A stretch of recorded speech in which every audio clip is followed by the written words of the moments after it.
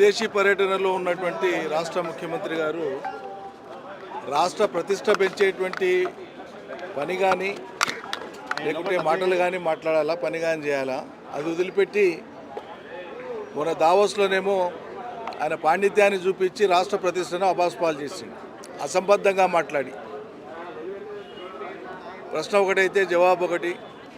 అది కూడా ఆ జవాబు యొక్క సాంద్రత ఏంది, సారాంశం ఏందో కూడా జనం నవ్వుకునేటువంటి విధంగా ఉంది.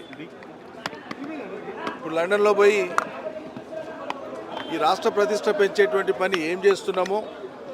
ఈ రాష్ట్ర ప్రతిష్ట పెంచడం కోసం లండన్ పర్యటన ఏ రకంగా ఉపయోగపడుతుందో ఆ విషయాలు ప్రజలకు చెప్పి గౌరవం పెంచుకోవాల్సింది పోయి కారు గుర్తును ఇంత లోతు బొంద పెడతాం, అంత లోతు బొంద పెడతాం,